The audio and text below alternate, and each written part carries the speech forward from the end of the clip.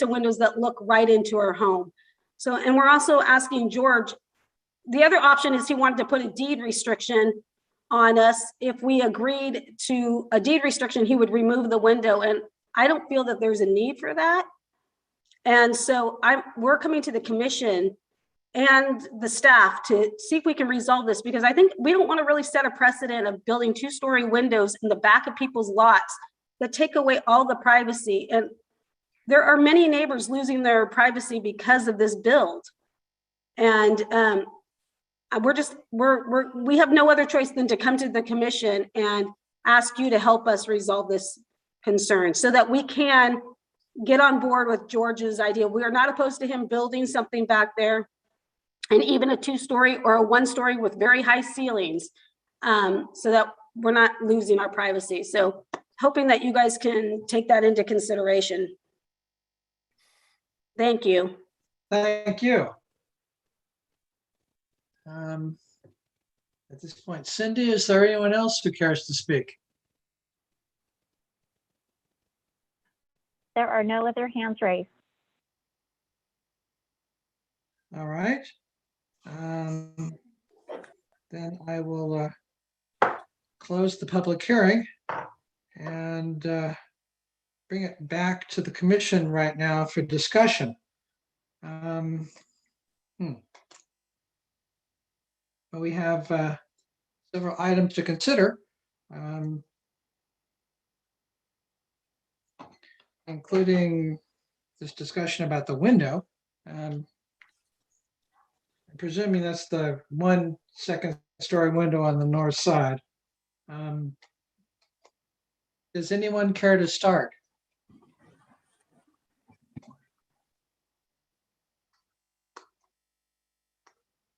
I don't see anybody. I guess I have a Yes, question Sarah. for Mr. Lishman.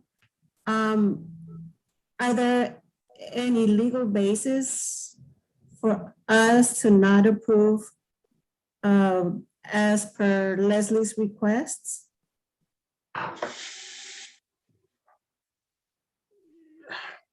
That's, well, under our code, if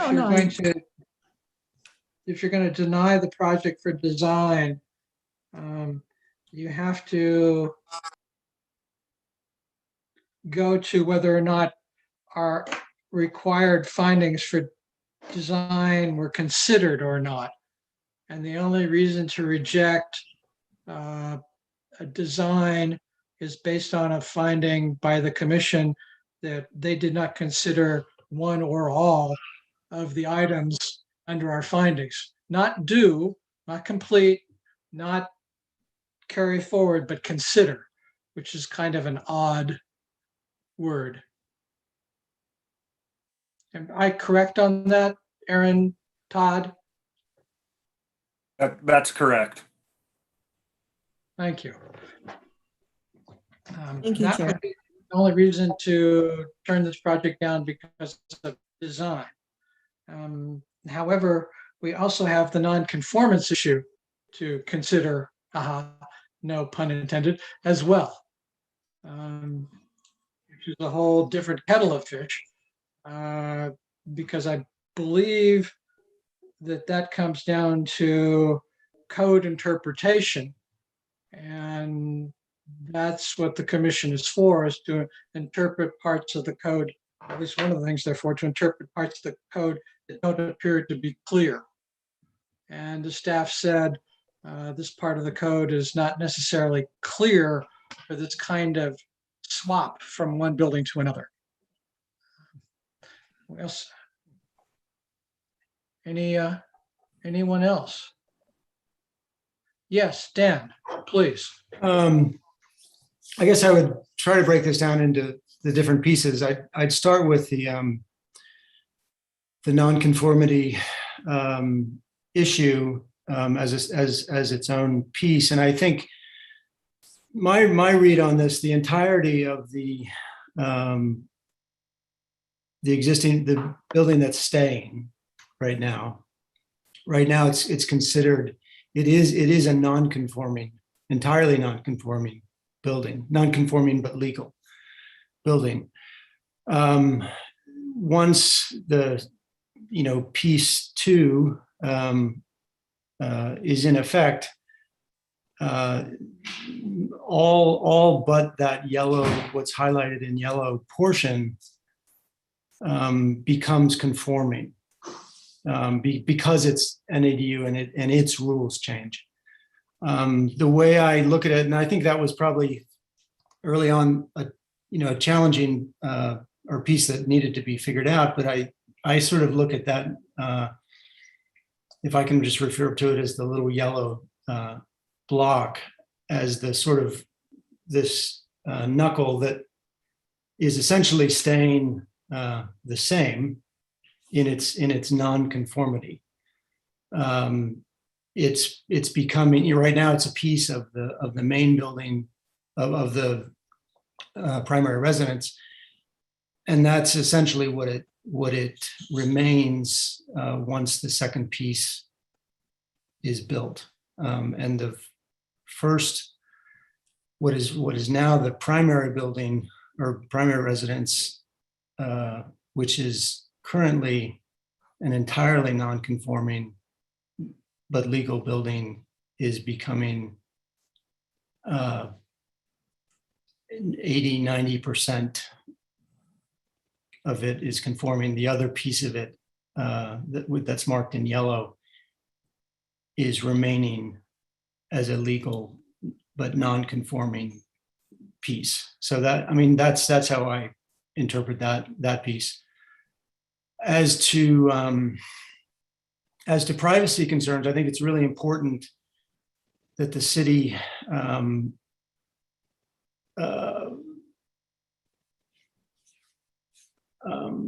applies code evenly to everyone. I think there is no provision in code for privacy. Your right to a view, your right to privacy is within your control up until your property line. So long as what happens on the other side of the property line, your neighbor, is within code, even if it challenges your existing sense of privacy or expectation or view, or has no provision in code. And the other piece that I think is important for the city to point out is there's no provision in code for story poles. There are jurisdictions that do that, and there are methods that you could introduce that into our code. But the procedure for that would be that it would have to come from the makers of code, who essentially are our city council, not us. And so, while I can empathize that the situation is changing, I think it's important that the legal sort of onus and understanding is made very clear that privacy, there are things you can mitigate within your purview. And I think it's one thing for neighbors to, in a cooperative way, point out to each other what aspects matter to them and negotiate that on their own, should they be willing to do that. But I think it's also very important that occurs in a cooperative and not kind of coercive sense. And I think it's inappropriate for us as a commission to take a side on that. I don't think we can give more weight to one versus the other. I think that's a negotiation that either happens, and I think if it's going to happen appropriately, it needs to happen really early on and well ahead of a planning commission kind of operation or, situation. So I'm not willing to jump in and take a side on that. I don't think it's appropriate. I think if the way I look at it, if in my view, the non-conforming situation is maybe a bit complicated, but convincing to me. The rest of it, I think, is within code bounds, and so I would support the project. Any other commissioners have any comments? Okay, well, I I tend to agree with Sorry. Dan. I tend to agree with Dan that it isn't necessarily under our purview to settle neighbor disputes, but I do think looking at the code, we would have a hook to, at the very least, discuss whether that window and the privacy issue that flows from it is appropriate under the design criteria, because it talks about relationship of the design to the site. And I feel like that window isn't necessarily needed in that exact spot. So I do think there is a hook for us to be able to discuss it if we want. We can certainly discuss it, and you're more than invited to do so. So what's your opinion on the window? It's compelling to me that it is very invasive to the neighbor's property. I agree. I think that if, we set a precedent where we are getting involved in these kind of disputes in every design review, it's going to be a problem. But that picture is,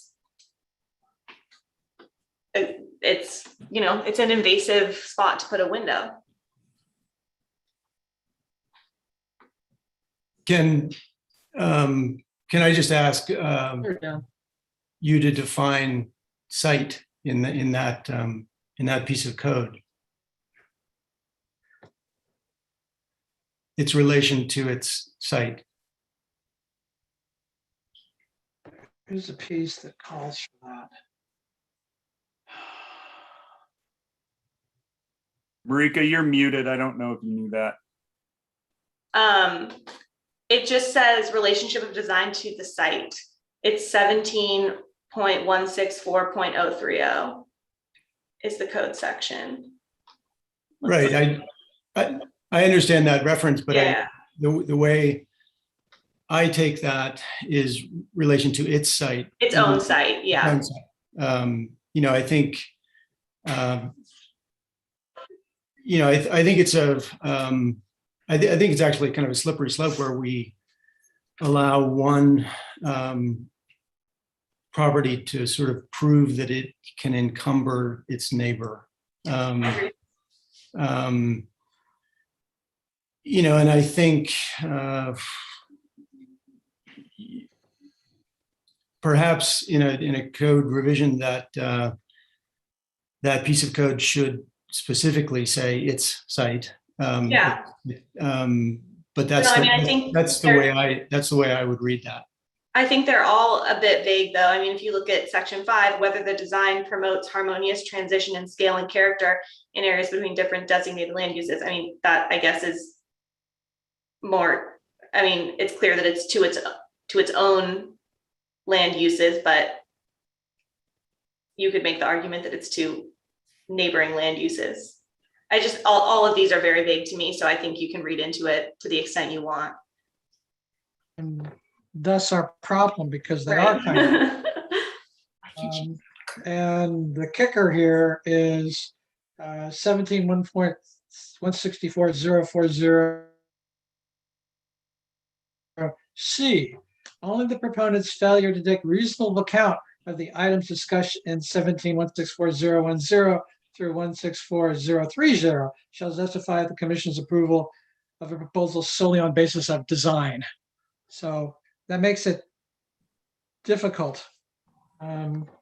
You would have to sort of say, well, he didn't take into reasonable account If I can jump in here, I can't say that he hasn't. Because if you look at the distributions on windows on both sides of that building there, you notice that there aren't a lot of buildings, a lot of windows on the south elevation. And on the north elevation, we're talking about count them, one window. So it'd be difficult for me to say he hasn't taken it into consideration. I would But didn't certainly hope. Go ahead, Marika. didn't the neighbors say that they discussed about putting the window in a different place? They did say they had talked about that. I don't know if they came to any resolution that both parties found acceptable. Let me do something a little funky here. I'm going to reopen the public hearing. And both the applicant and the earlier speaker, if she's still available, what kind of solution they came to, if any. If I could ask the applicant. Leslie has got her hand raised. She does. Good. Let me start with the applicant first, if you will, Cindy. Okay. Yeah, you had a discussion with your neighbors. Was there any solution on that one north side second story window that seems to be the subject of debate? First of all, the purpose of that window. If you notice, the east elevation has windows that have a 48-inch sill height, and that is not that does not qualify as a fire escape. So the purpose of that window on the side is a fire escape window. In order to lower the sill of the east elevation, we'd have to lower the roof, and the pitch of the roof is already very low, and it would impact the entire design. So it's there to meet. So it's there to meet emergency access codes. That's what it is. Okay. That's why it's there. I really don't need it for any other reason. Okay. Also to consider the eye level height of that second story window is at 17 feet. And the living room of the neighbors is a 1-story, it's down below. So it's a pretty steep angle from that roof down. I mean, from that level down. Like I said, in order to have the rest of the windows of that bedroom and the other windows, the bathroom that's next to it, we'd have to lower the whole roof. When we lower the whole roof, we get into a more extensive roof, and the living room of our structure is a cathedral ceiling, and it is already very low. So we would have to completely redesign the back portion, the 1-story portion of the building.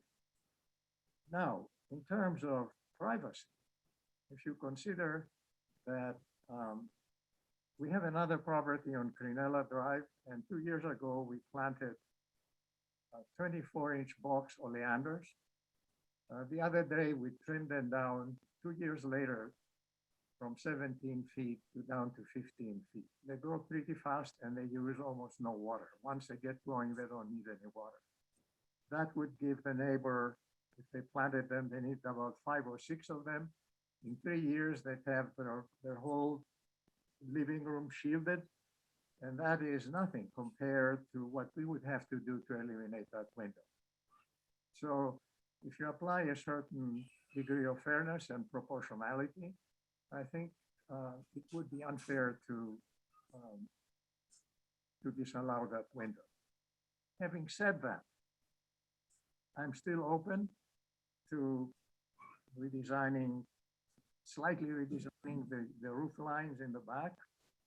And we'd have to discuss costs for the redesign with the neighbor. But I'm open to that. I tried to do that before the meeting, but for several weeks now, because I visited there, but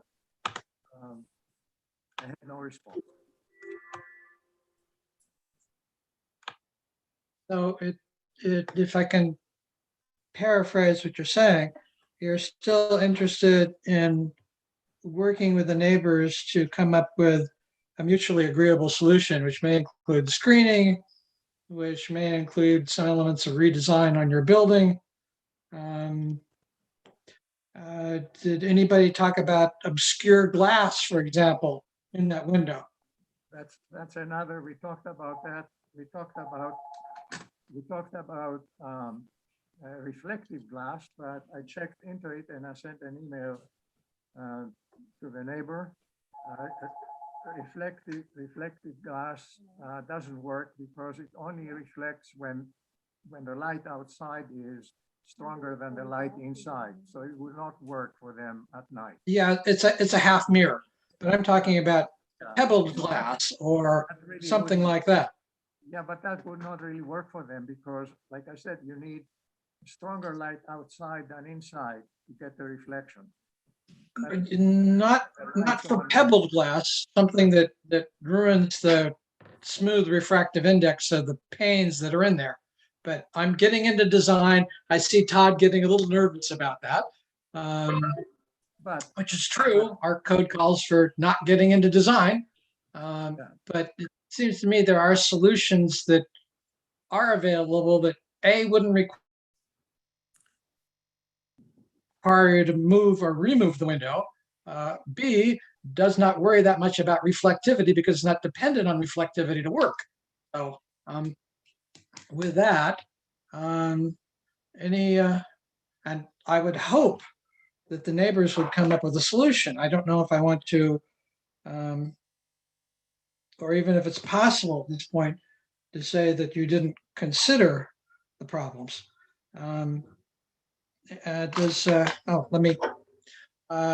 Does Leslie still wish to speak, Cindy?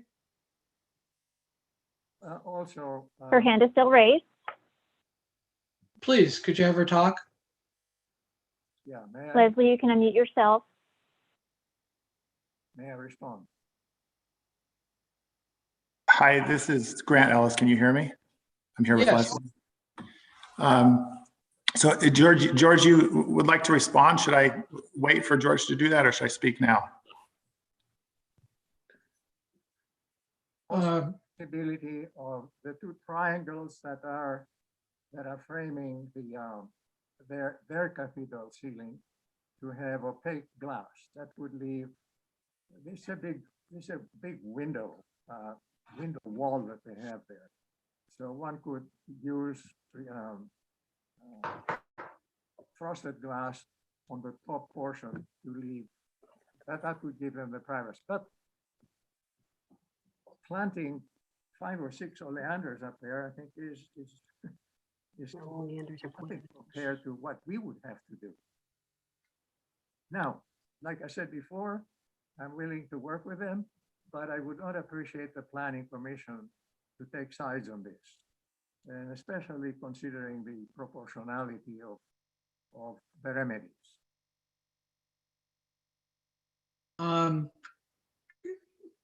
Please, the opponent, could you speak now? Yeah, excuse me. Public hearing is still open.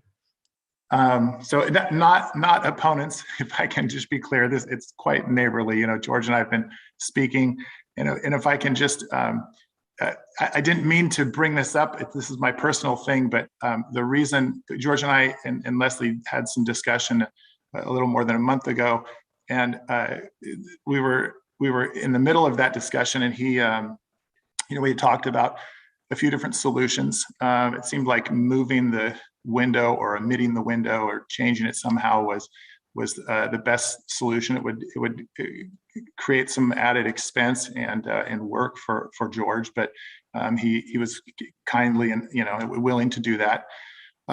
He asked for, in exchange for that, have a deed restriction, a mutual deed restriction on both of our properties that, would not allow either one of us to put second story windows facing each other's property, which we feel like that's not necessary. I don't want to restrict what somebody builds next door. I just feel like it's this one particular window in this one particular location. And I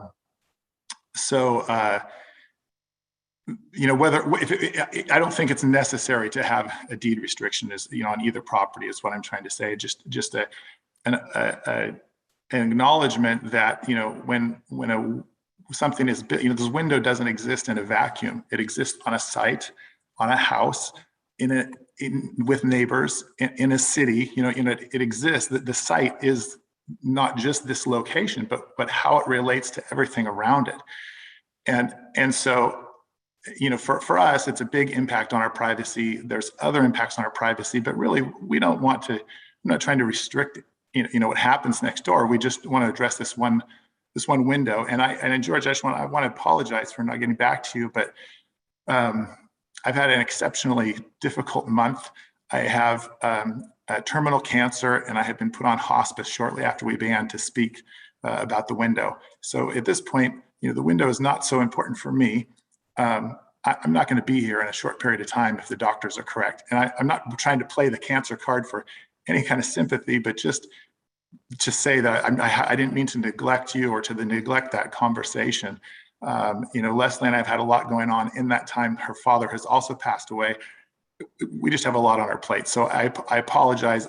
I don't mean to have ignored you. This privacy, it's a thing. Leslie's going to be left here in the house on her own, and she's got this amazing view right down into the house that I think you can see from that photo. When we saw that, getting up there on the shed, it was shocking to see. I didn't even realize. I imagined at nighttime there would be a loss of privacy, but it's just amazing to see how much it is. And we're open to all different solutions. The plants, there's an existing tree that does obscure the view, but George said he was going to cut it down as part of the build, and that because of the water restrictions that he was not allowed to plant anything there. That seems kind of crazy. If that's the city rule, I don't know, that we can't plant a tree. But then in terms of planting oleanders, he said 17 feet high, that doesn't get to the center of that big window on our house. It's still too low. We really need something that's closer to about 23 feet high and evergreen. And we've talked to some landscape architects, because we realize that's, we're going to do what we can to mitigate it. I think that frosted or pebbled glass, if George was willing to do that, would be great. That would be satisfactory. And it's not a redesign of all the other windows, because I do realize it's the egress window that we're talking about in the bedroom. On the east side, there's several windows across the east side of the plan. There is one window on the far right-hand side that the sill could be lowered without changing the roof line. However, that's not a great design resolution, I don't think. And I think George agrees that you'd have one window lower than the rest on one wall, that's not ideal, but possible. Lowering the other windows along that backside, all of them, lowering the pitch of the roof, that would be acceptable to us. We'd be very happy with that. When George we invited him to come over, and we stood in the great room and we talked about it. And he said just what he said here on the discussion, that this window is not necessary. He wouldn't pick this window, but he needs an egress window, and he was willing to not have that, the window there. Any of those solutions could work for us, and we want to have a good neighborly relation, and whether I'm hoping the commission can help us out here, but I'm also, my preferred way would be to work it out with George. I knew the meeting was today. I mustered what I could, and I sent him an email and asked if he heard back from Aaron about the new design. with the window changed. He said the last email I got before was that he was gonna reach out to Aaron and ask about what does he have to do to change the one window.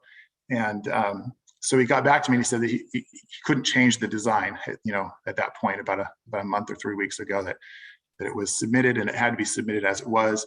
And so now the only place of discussion was here.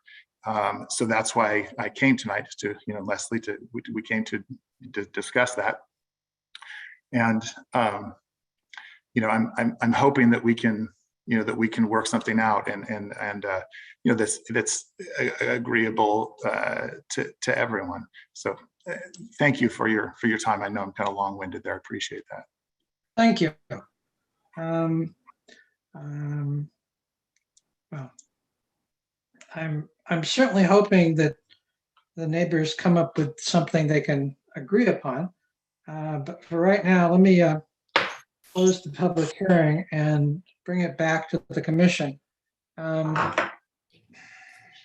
Excuse me, Chair Pond, our city attorney would like to speak.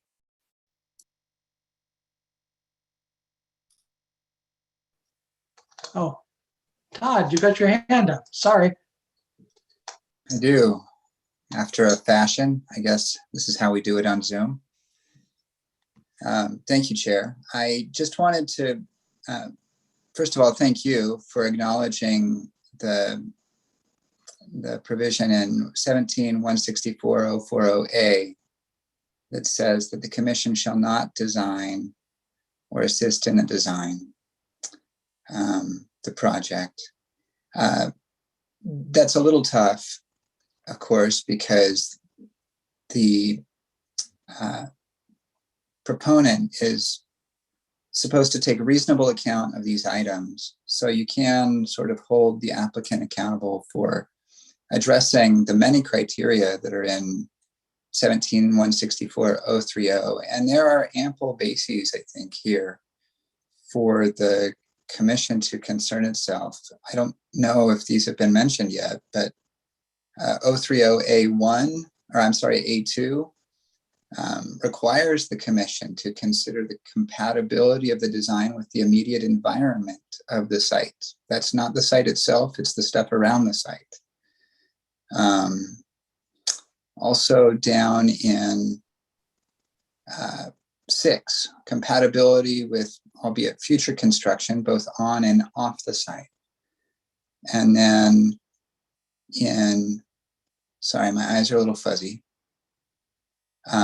In 8, whether the planning and the siting and the various features create, among other things, a sense of order or provide a desirable environment for the general community. I'm skipping some there, obviously. But I guess my point is that the commission does have the ability to look at window placement and the effect on the adjacent properties, the quality of life, etc. You shouldn't get into prescribing specific solutions. I'm very comfortable with the direction that the commission is taking of encouraging the parties to work it out. Cities very often do address these exact kinds of privacy concerns by simply requiring frosted glass. It doesn't add a lot to the project. It's a nominal difference in price, if any, and it tends to be a complete solution. If you'd like to leave the parties to work that out, you can. It probably lies within your purview to require that as a condition to ensure that the proponent has reasonably addressed the concerns above. It's up to you. Okay. Thank you. Well, I certainly agree that there needs to be a solution to this item.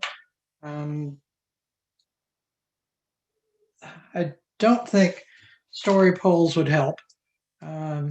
Clearly, and they know what the view is like. That would not be helpful at all. I've also got an item on the non-conformance that frankly, I look at it differently. I'm looking at our code, and it calls for the gradual elimination and or compliance with the policies of the general plan and zoning ordinance. That's right off the bat. That's the purpose of the nonconformance section. The two nonconformance subsections that staff is suggesting would apply, 17.140.030 or C, I don't think they apply directly. The way they're written is one thing, they're written in the singular. This is a plural action. We're actually taking a nonconformance from one building and trading it to the next building. And that's where we have to decide whether or not that's allowed under our code or not. And I would think not, for two reasons. One, like I said, the code doesn't seem to recognize, it doesn't recognize the swap. And two, it calls for elimination of nonconformance. This doesn't eliminate a nonconformance. It makes sure it continues for the next lifespan of the building, another 50 years.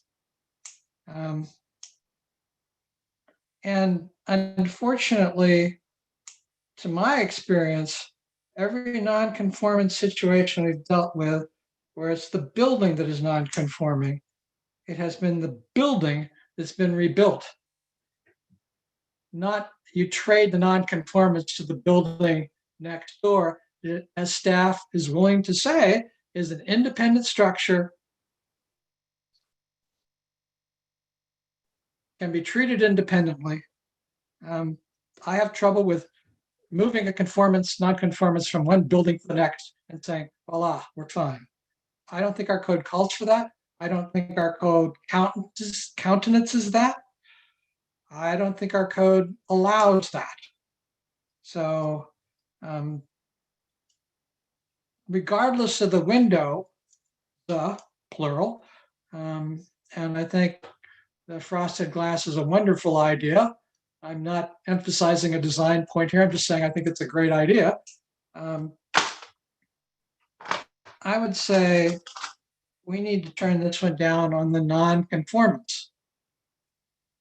We're moving a nonconformance from one building to the other. The code doesn't call for that. The code doesn't even contemplate that.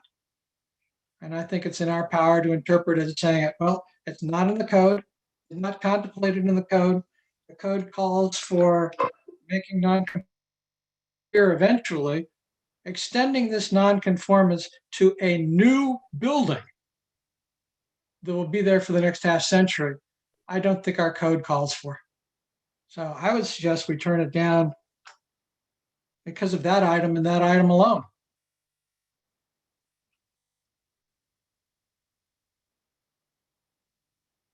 May I speak to that? No, sir. This is Okay. our discussion only at this point. Thank you.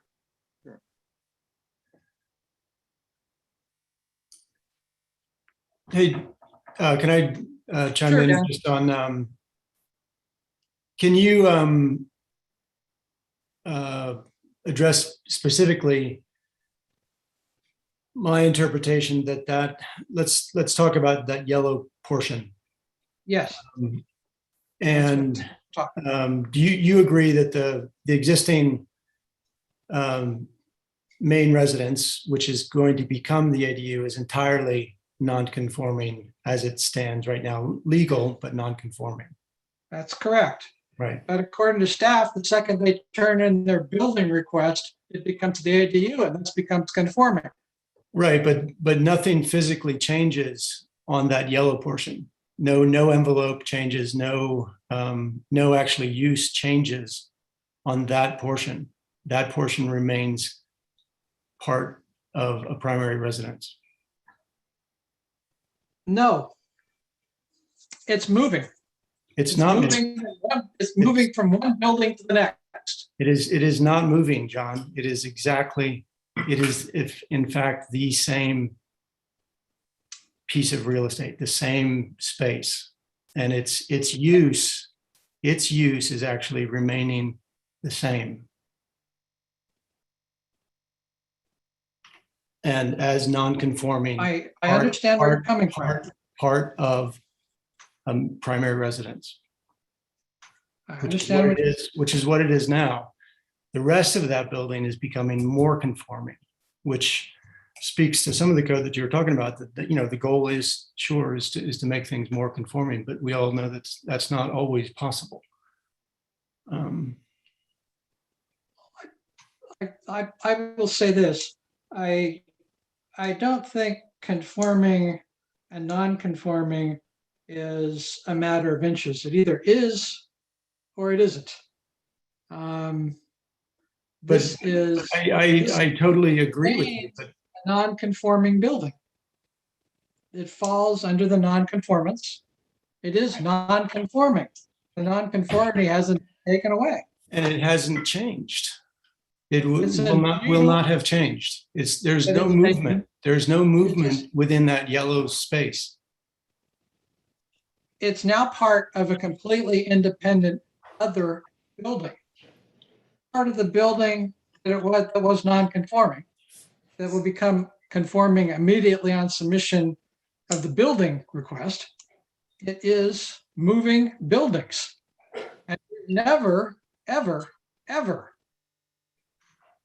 had a non-conformance move from the next. I see Todd has the yellow hand of I want to speak up again. So let's hear from staff, from city attorney on this one. All right, thank you, Chair. Commissioners, I just wanted to chime in from the legal side because we did kick this question around quite a lot before staff decided to put the question to the commission, precisely because it's not clear from the code. Hence the difficulty of the current conversation. But I do want to encourage you to sort of think about this as if the existing house to which the yellow portion is currently attached, that portion that will become an ADU, forget about that if you can. Pretend that it burned down. And the only thing remaining is the yellow, because legally, that's sort of how we need to look at it. That Yellow piece outstanding. yeah, imagine that the yellow portion is the only thing left standing from this currently non-conforming structure, because the rest of that building will essentially go away in terms of being treated under the code. By being converted to an ADU, it sort of leaves the general zoning code and has a second life under the ADU statute and ordinance. And nothing about that ADU affects what happens to the yellow if the yellow is not part of the ADU. So let's just pretend for a few minutes here that the yellow is the only thing standing from that existing house. And maybe that helps you to approach this question of, do you treat that yellow remnant as a non-conforming, I don't remember what it's called. The code is broader than just building. I think it's building structure. Structure or other physical feature. That's right. So just treat it like that yellow is the only thing standing, and it's a physical structure, whatever it is. And then the new house comes to it. And are you okay with the yellow being part of the new house? And it's treated under the non-conforming structure part of the code? Or do you think that it doesn't qualify under the non-conforming part of the code and therefore can only be treated as part of the new house? That's how I would try to frame the question to tee up the legal issue.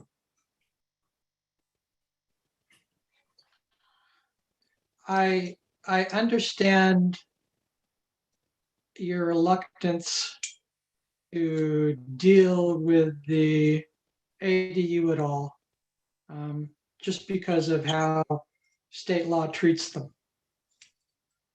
However, I think the point is here, you have a piece moving from one building to the next. I don't think our code allows for that. Period. If I can just reiterate or explain my read on what the city attorney has just said, is that the yellow portion has standing, has legal standing as an existing entity. Its legal standing is, you know, if you, and we don't have a right to do anything but consider whatever piece that is becoming the ADU essentially evaporates from our purview, because it's sort of automatically becomes legal. Yes. But the yellow piece remains and is, you know, is entitled to its standing, its current legal standing as a non-conforming structure. And I don't, there is no movement there. The yellow piece remains. I think the way Todd put it, that the other piece is coming to it, I think is appropriate way to look at it. You know, and I think it's pretty critical that we stand up for the legal standing of that yellow piece. You know, just from a legal point of view, I think that's pretty solid to me. Point of view, the city attorney has said it's our decision to make. The city attorney hasn't said, nope, you absolutely have to think about it this way, and that's the only way you can think about it. Ergo, I hate to discount your argument that we have to consider it. We do not have to consider it in that fashion. Chair, if I may, Just again, taking the I city attorney- apologize. I feel like I feel some responsibility to put the finest point on the legal question that's being put in front of you as possible. I'm looking at the code right now. Really, what staff needs from this body tonight is an interpretation of 17140030. Specifically, is that yellow portion, when you ignore the rest of the building that will become the ADU, if it's the only thing left standing, does this body consider that to be, that remnant, that yellow remnant, does it consider that remnant to be a legal non-conforming building? I'm sorry, a non-conforming building, this is under A, a non-conforming structure, or a non-conforming other physical feature? Because if the answer to any of those questions is yes, then you proceed under 140030. However, if this body looks at that yellow remnant and says it's not a non-conforming building, structure, or physical feature, so we're going to treat it like it's part of the new building, period. I think that option is open to you to consider, but you get to make up your own mind, and this body needs to make a decision on that question tonight. Well, it's clearly not a non-conforming building, because a building under our code is something that is or is intended to be, I believe it's habitable, but I don't know if they use that word exactly. Structure intended for any use or occupancy with substantial walls and roof. No. Our code doesn't define other physical feature. Once again, that's up to us. So that leaves us with structure, right?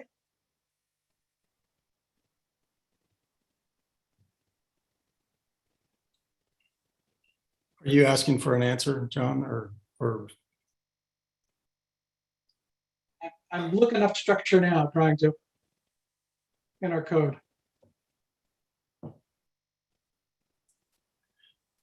Could we get Marika and Rosara to weigh in on that piece of it, please? Yeah, I'm torn because I think I do see the point that that is not being torn down. So keeping it as an existing non-conforming structure seems consistent with its use now. But if everything else is demolished, that section is no longer part of the site that was deemed it non-conforming. So it seems like it would then become a new structure in my mind. Is that how you're understanding it, John?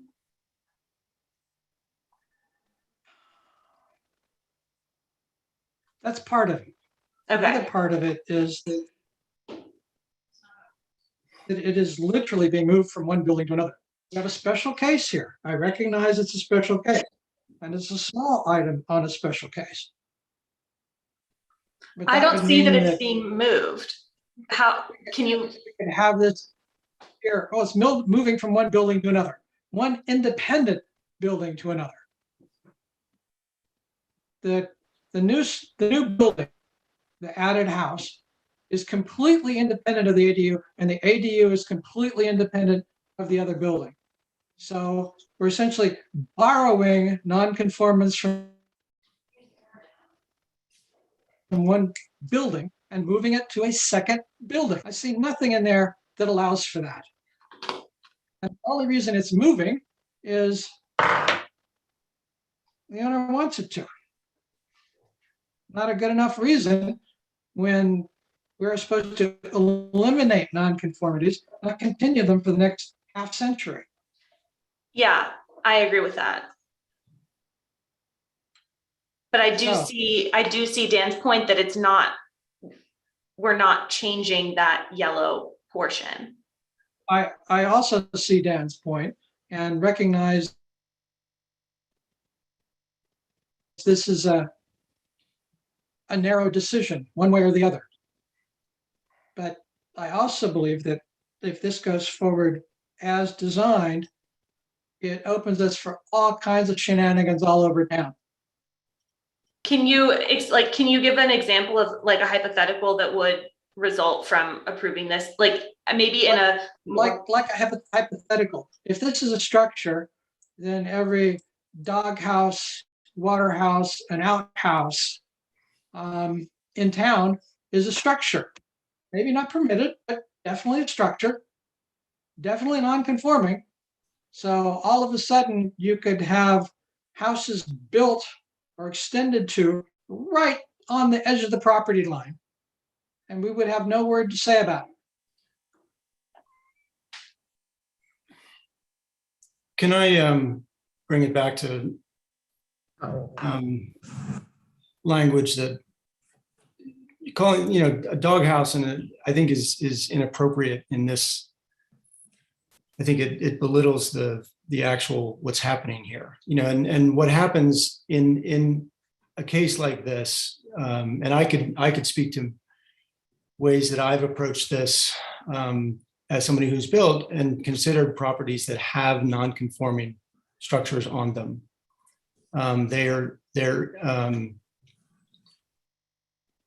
They become essentially pieces that you have to weigh and decide, okay, do I fit into that non-conformance? Is there some advantage to doing that or not? And if you decide that there is, you legally, by having purchased that non-conformity, are entitled to that. It's not for us to remove that, sort of the rights that exist there. We can't remove non-conformities just because that's part of the general plan that we, or a general aspirational goal. We can't do that without legal standing to do so. The piece in question, I think, has legal standing. If we have to get an official legal opinion on that, maybe we need to do that. But I believe he's established that. Sorry, what do you mean by legal standing? Well, legal standing as a non-conforming structure. You know, that it exists, it is considered a legal but non-conforming structure. And as such, it can continue as that. And the way these have been applied in the past, if somebody tears down a piece of a non-conforming structure and chooses to add an appendage in a different way that is legal or conforming, they're allowed to do so, or they're allowed to infill into that envelope.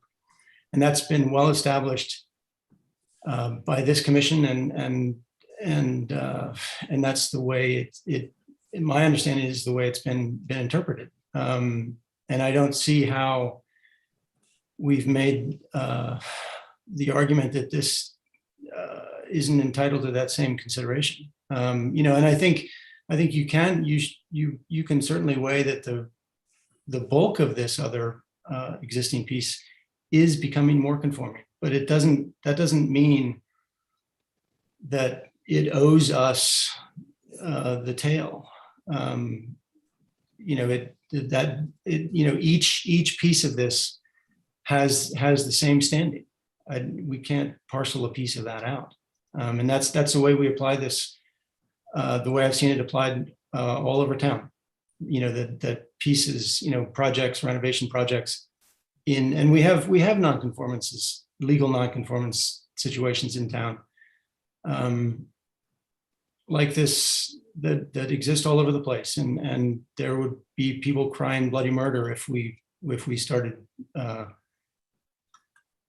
removing those. I don't think we have that. I don't think that's one of our choices. I think we do need to decide that this piece has, on its own, has legal standing as a non-conforming, and there is no movement on that. You know, and I don't know if we need to take a straw poll and move on from that point. If somebody else agrees that this thing is moving, tell me now, and tell me how. Well, we spent a goodly amount of time on this subject. It seems to me that we have on this two outstanding questions. I haven't heard anybody say that they don't think this project is exempt from CEQA. And I haven't heard anybody say, no, we shouldn't grant the demolition permit. The design review on the building and the question of the windows. And it also leaves us with a non-conformance question. So we're halfway home, but I don't think it's a great idea that we spend the next hour debating the two remaining items. So I'm going to suggest at this point, it's time to fish or cut bait on this one way or the other. Chair, could we have a separate vote on the at this interpretation point, question? Chair, could we? I would like to ask the city attorney why. Just so that we can get clear direction, because this will affect more than just this application. Okay. That question might have been first brought time to the commission on its own. This one. All right. Even though we're in the midst of rewriting code, and this has been seen once in a blue moon, unless somebody has an objection to that, I don't see anybody objecting to. Could you please take down the sheet, please? It's difficult for me to see what's going on. Thank you.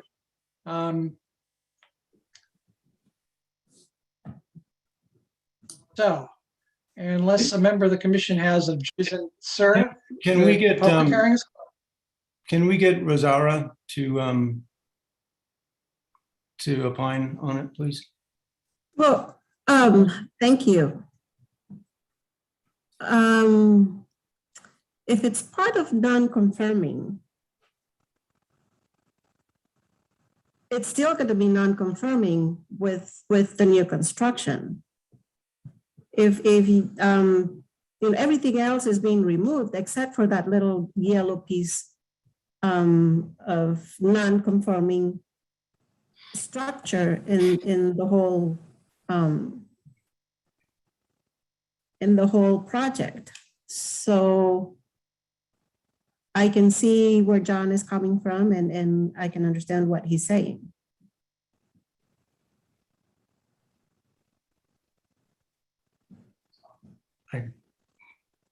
All right. City attorney wants us to take this in two pieces. I have no objections. I don't hear any objections really to taking this in two pieces. So. Can you define the two pieces, please? The two pieces, non-conforming would be one. The CEQA finding, the demolition permit, and the design review would be the second piece. That's how I see it. I think that's what the city attorney was interested in saying, correct? Yes, to be specific, if I were to help write the motion for the interpretation, it would just be that someone moves to adopt an interpretation that the yellow piece is or is not, and that's for you to decide. It doesn't really matter which way the motion is phrased, subject to the non-conforming use rules. I could probably Okay. wordsmith that a little more, but I think that would capture the idea. Is someone willing to? Wait, before we do Make that, that does motion. everyone who on this commission understand what that means? I understand what it means to be non-conforming. If you got a good way of determining that, Dan, I would appreciate it. Well,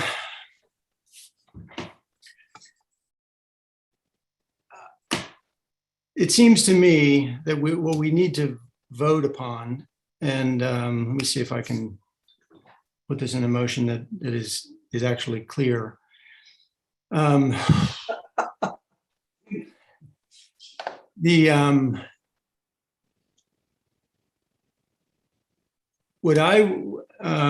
see, and maybe you can tell me if this sounds right, Todd. I mean, I would craft a motion that says that declares the yellow portion, or the portion marked in yellow in the packet, is non-conforming and continues as a non-conforming legal structure. Yes, I would say that it's a motion to declare that the yellow portion or that remnant is a non-conforming building, structure, or other physical feature. And that it remains such. That it remains subject to the non-conforming regulations in 17-140-030. Which allows it to stand and be attached to the new structure. Could we use buildings instead of structures? Clearly, we're talking about a building here. I think the yellow portion.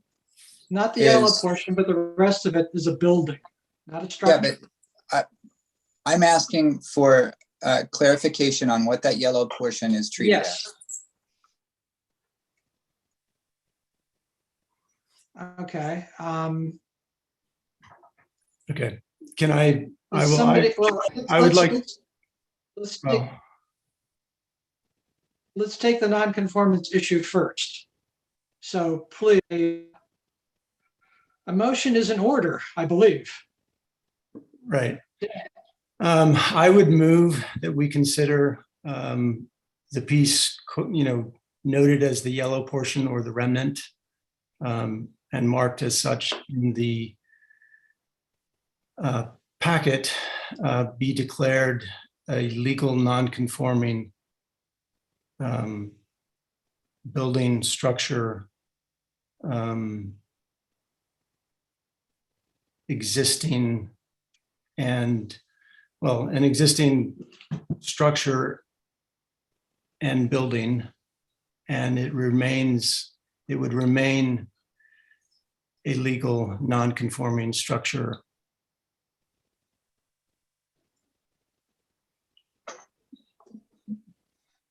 Can I ask a question? Mhm. Say that the yellow piece remained on the property, everything else was demolished and nothing else was built. Would we consider that what exists on the property a legal non-conforming structure? Yes, okay, That's the question. okay. If I may, that's not entirely the question.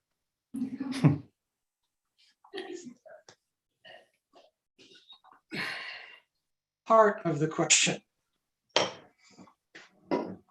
ahead.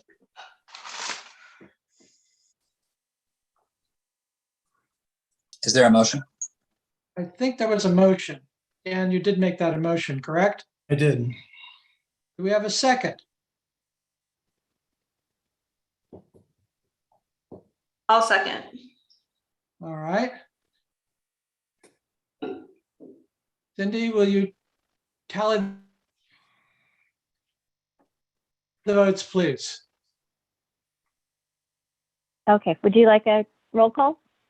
Yes, please. Vice Chair Hale, Yes. Commissioner Rothfeld, Yes.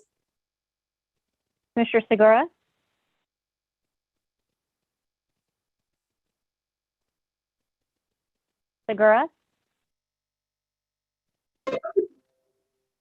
Sorry about that, no. Chair Pond. No.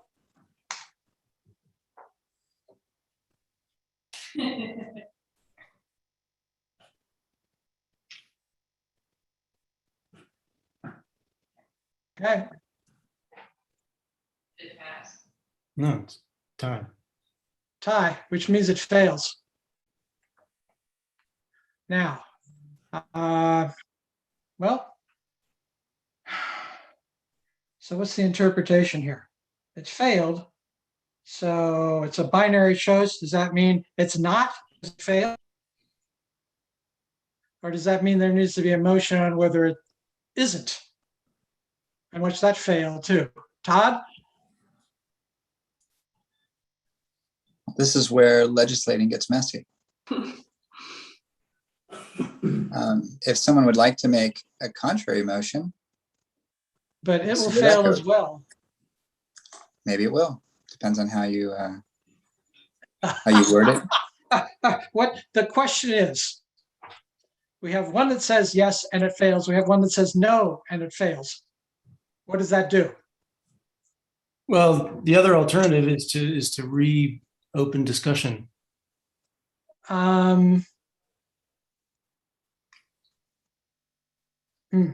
Okay.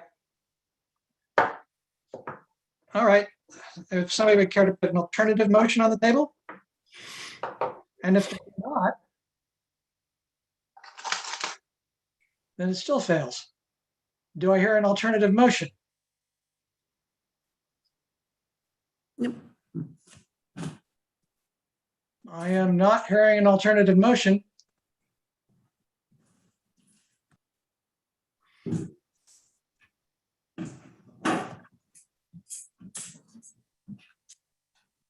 All right. Then We I should- would suggest that we move Where's your on to fifth the count? second item, which is No, because if we get a decision on the second item, then we can come back to the first one if that becomes necessary. The second item is the project exempt from CEQA? Accept the required findings and approve a resolution granting a demolition permit and design review approval. So, is there anyone that cares to make a motion on that piece? Recognizing that we still have no solution on the windows, just a suggestion that was the proponent to work with the neighbors. It seems pretty clear to me that portion 2 of that recommendation accepts that we have made the determination that the portion in yellow can exist and belong to the new building. Because we're granting, says, resolution granting demolition permit and then design review approval for the proposed demolition and new construction on the property.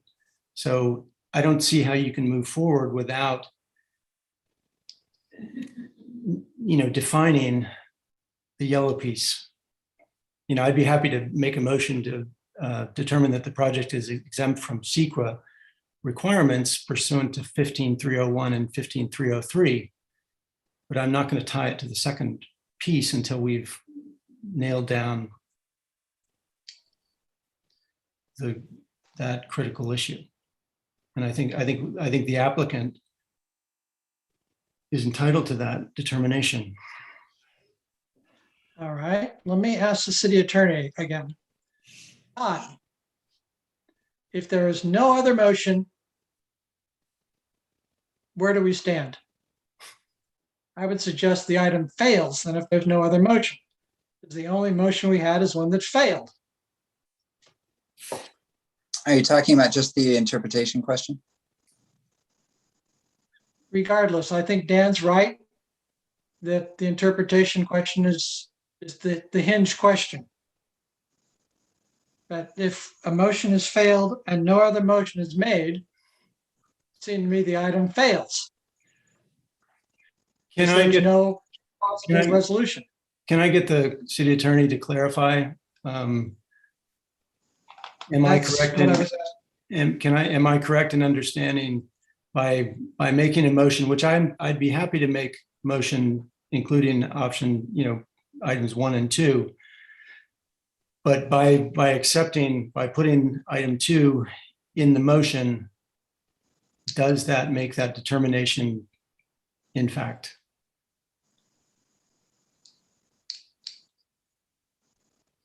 I'm sorry, I'm a little lost. I'm trying to follow the motion 1, okay. the motion 2. Okay, if motion also includes accept the required findings and approve a resolution granting demolition permit and design review approval for the proposed demolition and new construction on the property located at 1420, 1428 Allen Avenue.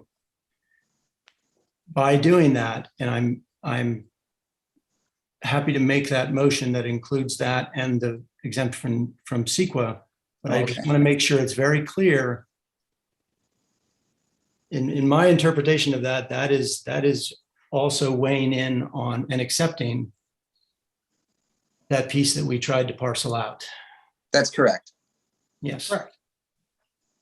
Okay. Dan, I would suggest you might want to take an amendment to that motion such that the yellow piece gets left out. Well, but see, I don't believe that, John. I believe that it should be included. And I know you do. I'm happy to make that motion and maybe I know you do, the alternative, if we're not. We've had a 2-2. It's not going to pass the other way. Well, we don't know that, John. All right. I'm reasonably confident, and there was no motion, by the way, to take it the other way. So as it stands, it has failed. That individual motion did not pass. That's correct. Yes. And all right.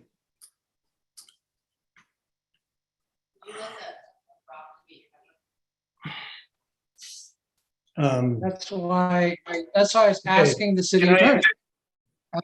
Let me Can I, reword this. Can I talk to, I'd like to discuss this with Rosaura and have a discussion on the yellow piece here in advance of making a motion that includes this, the entirety of the staff recommendation. Because it's unclear to me,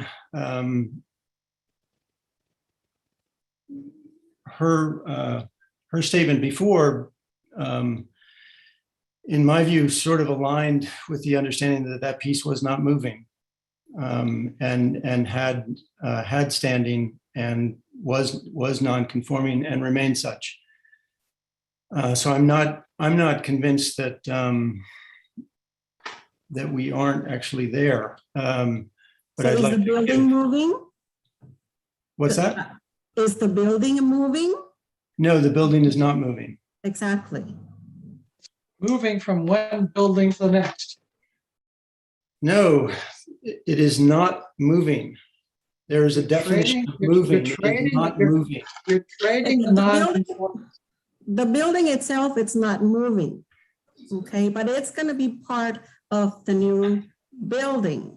Right. The yellow portion, Yes. do you agree, Rosaura, with the understanding that the yellow portion exists currently as a non-conforming legal building? It's been established, yes. Right. And what would you consider? It will continue to be a legal not confirming building. Correct. So if we can remedy. Which is the I hear what definition. you're saying, but non-confirming will still be a part of the new building. Yes. It will, it is essentially unchanged. It is non-conforming now, it will remain non-conforming. And I believe it has standing to do so. Do you agree with that?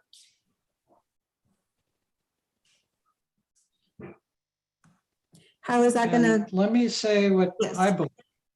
no, go ahead, John. You have non-conforming building A, right? You're putting up building B and saying, okay, I'm moving the non-conformance from building A to building B. You're not moving anything, John. Yes, you are. No, you are not. Because if Physically- yes, you are. If you knock down building B in its entirety, right? Your non-conformance is gone.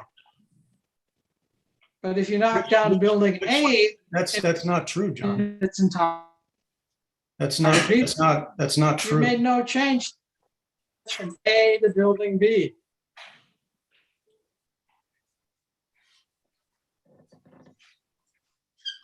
They're independent structures. You're moving your non-conformance from one independent structure to a second non-conforming structure. You're making the second structure non-conforming. John, I think we've lost track I don't see. what our goal is here. Because I think if we were going to look at this as a net, that piece of it as a net effect has zero net effect on the neighbor or the applicant in terms of its use.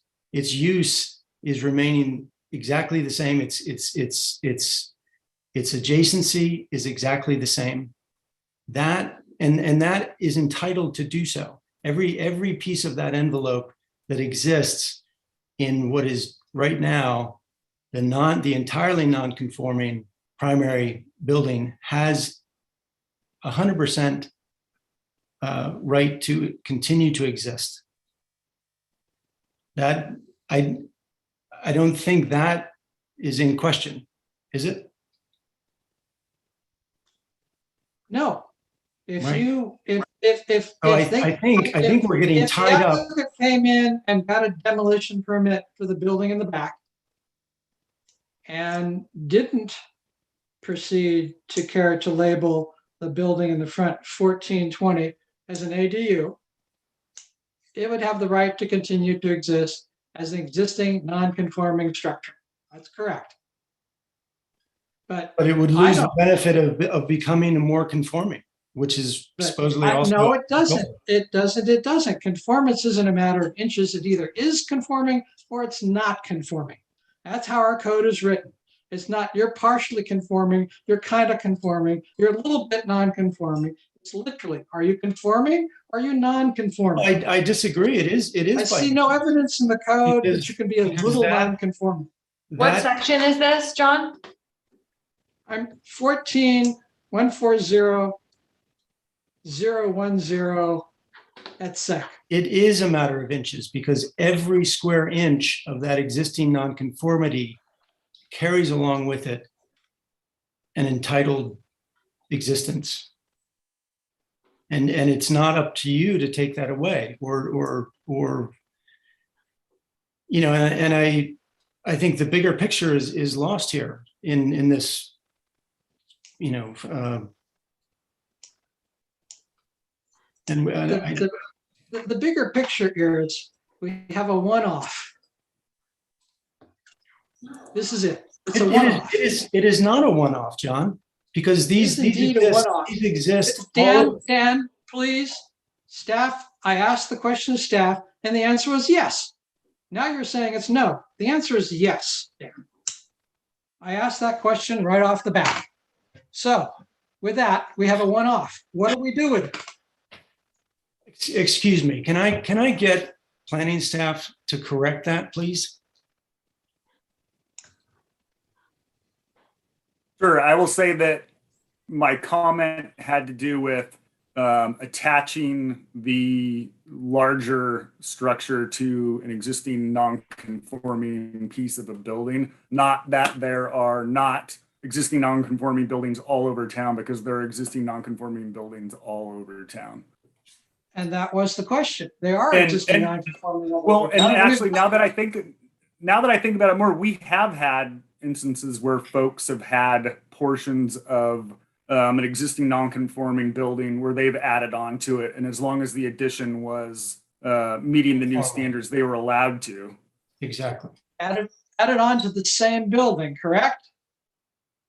Correct. This is a different building. So you're starting the clock all over again on a new building.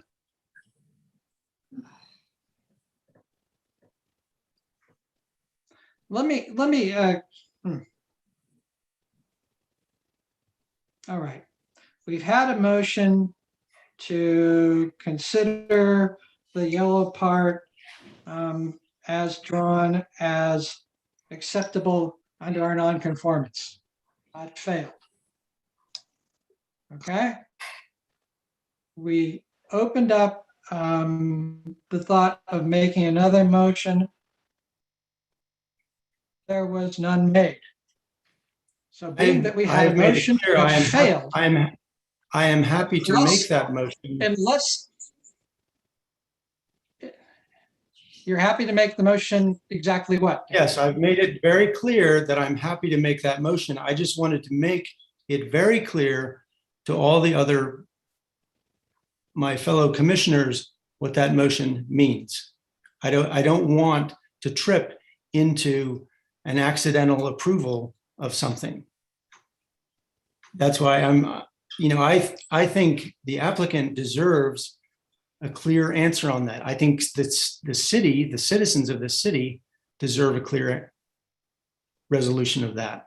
I think precedent in the way that we have handled pieces of buildings that exist that are non-conforming but legal add evidence to this understanding. it may be awkward, and that's kind of the definition of a legal non-conforming situation. That is how, when it becomes over time non-conforming. It was conforming when it was built, maybe based upon that there was very little guideline, but the fact is it exists, and it legally exists with entitlement to remain.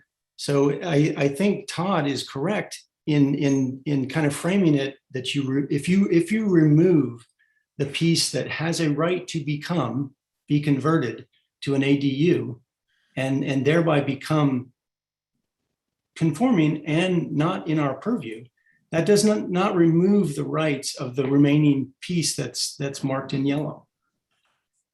Let me put it this way. Dan, if the project had been to add 2,000 square foot to the existing 1420 building,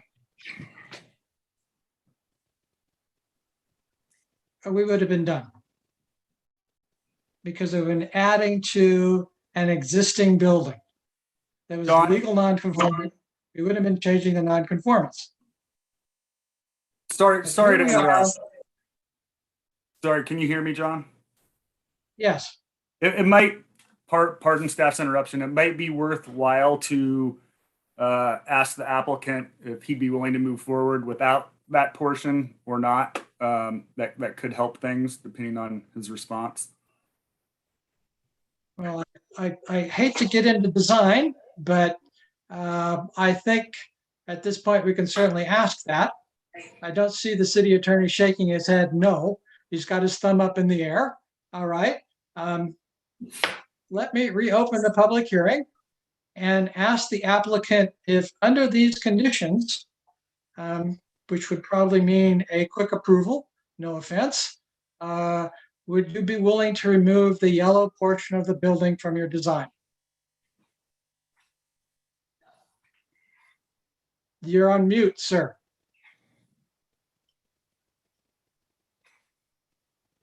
Excuse me, you're still on mute. There, thank you.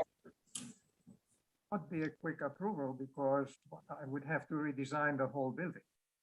So that said, there is no advantage to. I believe that I have the right for the building as designed. If I understood Mr. Ponte's point about the reason for this whole discussion about conforming and non-conforming, may I point out, and you said that the reason behind it is that we don't like to perpetuate non-conforming uses. However, if you look at the history just of this particular project, Excuse me, sir. The statement was, I don't like non-conformance moving from one building to the other and thus extending its life. So not exactly the same thing, a little different. But the reason, as I understood it, you gave is that we don't want to perpetuate a non-conforming use. So if we look at the history of the remodel of the front building, we got a permit to do all kinds of things to that building. We put new kitchens in different locations. We put new bathrooms in different locations. We installed the laundry in the garage. And in fact, we have perpetuated the use of this non-conforming building. Now, whether this use moves from one structure to another, not moves, but the use is transferred from one structure to the other structure, doesn't really matter because in effect, since these two buildings are attached, the whole thing is non-conforming. It's not just this little thing, it is one building. One portion of it, the front portion, is non-conforming. It's attached to the back building, if we want to call it a back building, but it is one structure, as one structure, it is non-conforming.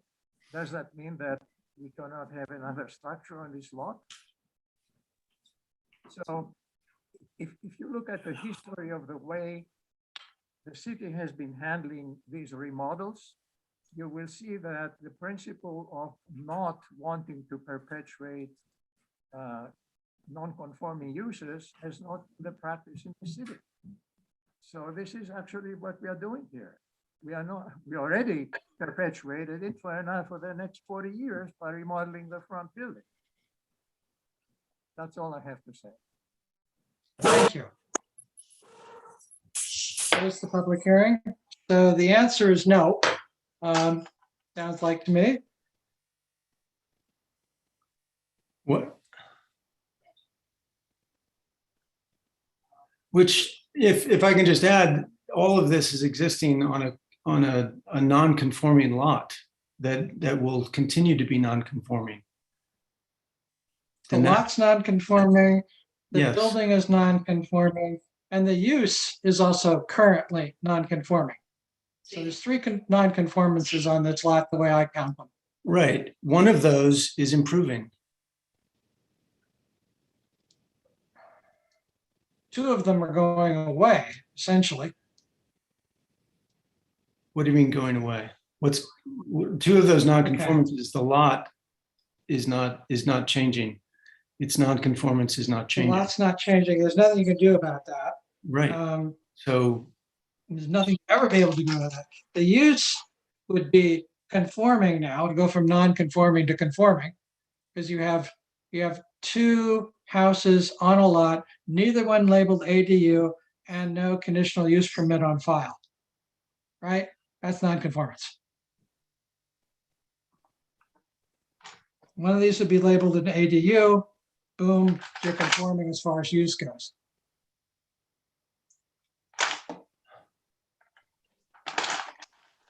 So you think the Anyway. fact that it's now labeled an ADU makes it wholly non-conforming? No, it's not labeled an ADU. That's what makes it non-conforming. Once it's labeled an ADU, as Todd said, it is conforming. It's completely conforming. So once it's labeled an ADU, it's a completely conforming building.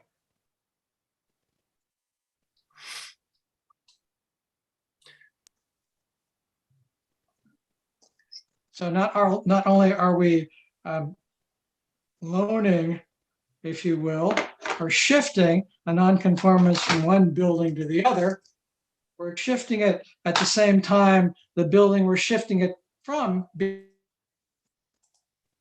becomes fully conforming. Also seems a little specious, but we'll leave that one where it lies. The point is, the nonconformance is moving from one building to the next. Yes, you could rebuild the pink building 50 times and our rules would allow it. Yes, you could expand the pink building in another direction and our rules would allow it. I don't see where our rules allow for shifting nonconformance from one building to the next.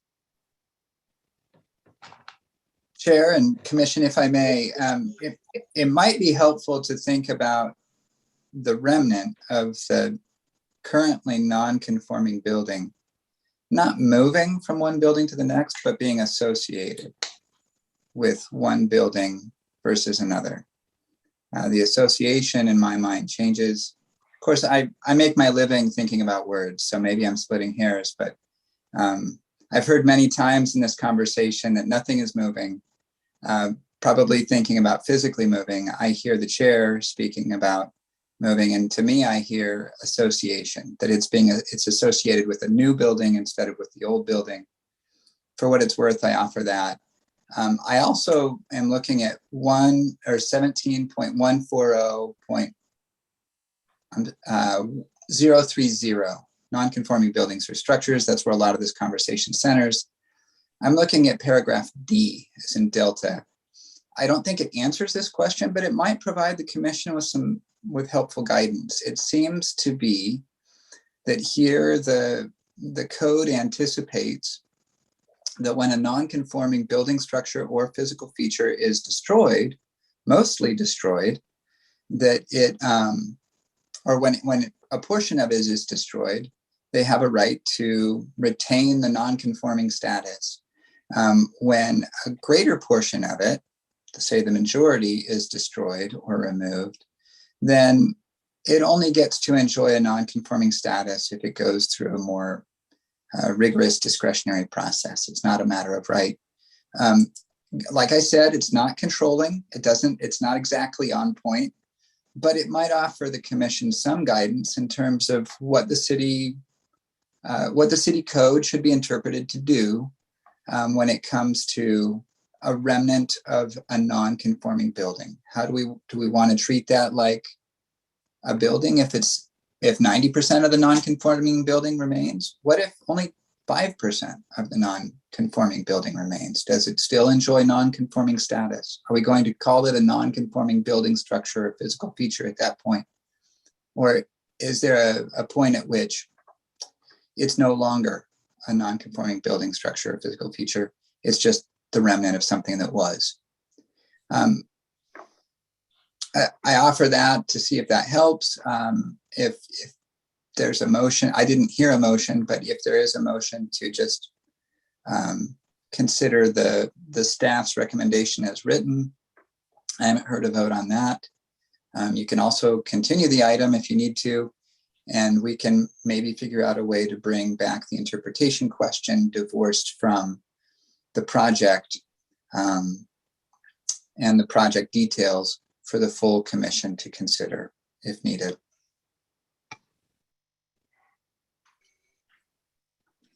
All right, we have a suggestion from the city attorney on directions to go. Does anyone have a preference? Yes, Dan. Okay, I would move that we accept the staff recommendation and determine that the project is exempt from the requirements of SEQRA pursuant to section 15301 and section 15303, and accept the required findings and approve a resolution granting demolition permit and design review approval for the proposed demolition and new construction on the property located at 1420, 1428 Allen Avenue. Do you care to make any additions or changes to that to cover the windows at all? No, I do So to not. speak? Okay, we have a motion on the floor to accept the staff findings as written. Do we have a second to that? I would second, but with the contingency that the window has to be obstructed in some way. That's You can suggest that he takes a friendly amendment, but you either second it or you don't. Oh, I'll suggest a friendly amendment. Dan? No, thank you. Because I think it's actually pretty important that if we wanted to talk about obscured glass, that responsibility would be on the Ellis's, not on the applicant. Because the onus is upon them to preserve their privacy. Their expectation of this piece next door staying exactly the same is not has no support in code. And I think we've flawed, erred on that understanding very often, and given oxygen to a really inaccurate and not an understanding that doesn't, I believe, have legal standing when we give oxygen to that argument. I think it's important that we do make clear to folks in town that the way to be a good neighbor is to work together, is to come to that conclusion on themselves, amongst themselves, without aid of us, coercing one side or the other. That, I think some attempts of that were made, and that may even continue, but I don't think I think by adding that Mr. Caloyannidis, obscure his window, gives the Ellis's right more weight than his. which I don't think we can do. I don't think that's legal. I don't think it's correct. I don't think it's right. You know, when the Ellis's chose to build their addition,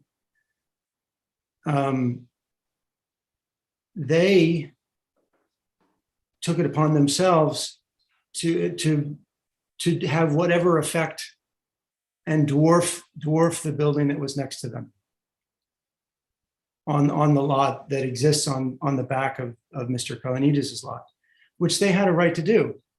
And I understand that it's difficult for neighbors to do this, but I don't think we do town a service by feeding that notion that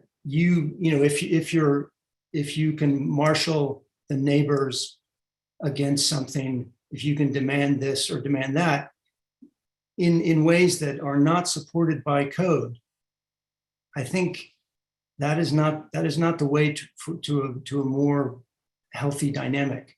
I think the way for a more healthy dynamic would be for a consistent demonstration by city officials, by staff, by planning staff, to explain the concept that each and every parcel and property in town has not what exists as an envelope, as a built envelope, but has an envelope that's defined by code. And that is your expectation to privacy. And you, as soon as you own it, are entitled and responsible to affect what you can affect, on your property. And I think I can't support the idea of coercing Mr. Caloyannidis or supporting the Ellis's rights in a stronger way than Mr. Caloyannidis just because he's making this application now. Okay, with that, Marika, do you care to withdraw or go forward with your second? Well, I actually do think that the code, as Todd pointed out, does give us a vehicle to assess whether the window is compatible with the design of the building. So I don't think it's legally baseless. I don't know another vehicle that the Ellises can use to fight is a strong word, but to express their dissatisfaction with their right of privacy being. Yeah. We've been in this a couple hours. Can we get to the chase? Yeah, I withdraw rescind your my second. Or Yes, go forward. withdraw. All right, we have a motion. Apparently we do not have a second. Do we have an alternative motion? Which would be to deny. Chair, if I may, please. It takes an affirmative action of the commission to approve the project. If a motion is made to approve the project and the motion fails, no action is taken. And it amounts to a denial. Just say that again, Todd. I blanked out here for a second. That often happens with attorneys. When an attorney is speaking, people tend to glaze over. No, it says right now your internet connection is unstable. So that's what my wife says all the time. No, I was just merely pointing out that when an applicant is seeking an approval, it takes an affirmative action of the body, the legislative body, to approve the application, the project. So if a motion is made and the motion fails, a motion is made to approve and the motion fails, that is no action and no approval. Essentially, it's a denial. Okay. A failure So to we have a approve is a decision. denial. Correct? Yes. Fail to approve is a denial. We Yeah, have a it's fail not to final in the approve. sense. It's not final in the sense that someone else can make an alternative motion to approve that might be a little different. But if no motion to approve is adopted by the majority, it does fail. And a failure to be approved is a denial. I did ask if there was another motion on the floor, didn't hear one. Is there another motion on the floor? Going, gone.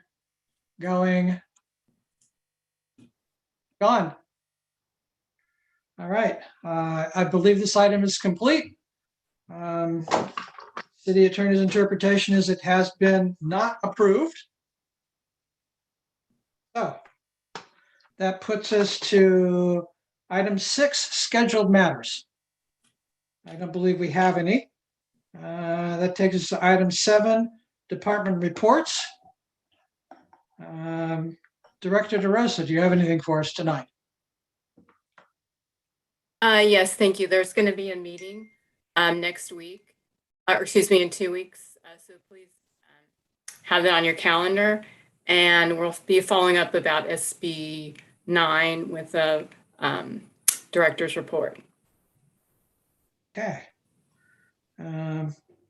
Besides SB 9 and SB 8, is there anything else we need to think about? Well, we have a lot of other projects going on right now, as you know, so we have to make it all work together. Okay.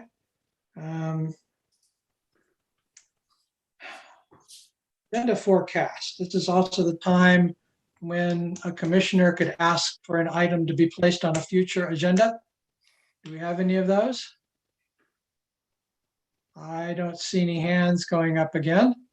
In the meantime, a list of all current planning projects is available on the city website. And on a personal note, I would like to thank you all for working hard on this item. I don't think we actually came to a conclusion, but we did work hard on it.